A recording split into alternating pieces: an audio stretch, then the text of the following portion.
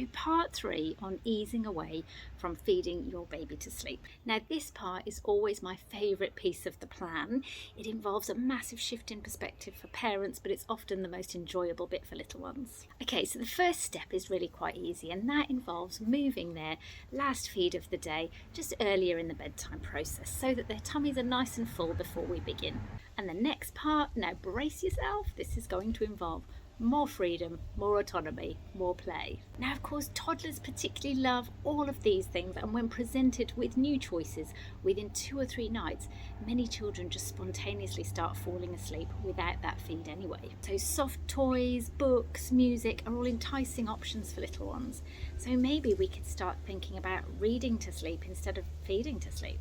And a floor bed could be a helpful introduction as well, because it means that children can come and go off the bed without falling or hurting themselves. So with an already full belly because you fed them earlier in the process, is it possible that your child would just prefer to roll around and play with the teddy and fall asleep that way instead of feeding to sleep? Now, if they insist on the breast or the bottle, that's okay. Just give it to them.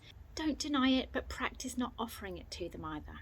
Here's the moment I ask parents to alter their bedtime objective. I now ask that you resist the urge to put your child to sleep and instead just keep them company until sleep wafts in and carries them off.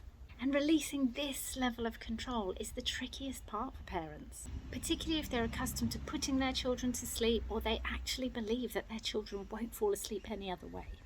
This step requires the parents to release that responsibility to the child. It requires a massive shift in perspective and a huge leap of faith, and this is why this can feel like the trickiest step for parents. Now, don't get me wrong, all this extra freedom, choice and play is going to be a novelty for 2 or 3 nights at least. So it will take them a little bit to adjust to their newfound freedom. Now, if after 2 or 3 days it still seems to be taking a long time for them to settle, I want you to ask yourself the question, are they actually tired enough to fall asleep? And perhaps experiment with a later bedtime the following night. Now, if you like the sound of this style of parenting and bedtime, and you can actually see it going somewhere, but you still have lots of questions, I'd love to introduce you to my Toddler Technique video series and membership. It's an online program that includes easy to watch modules and live group coaching too. If you're keen for extra advice without the expense or commitment of one-on-one coaching, then reach out in a message or just search up Katie's Baby's Toddler Technique and it'll come right up.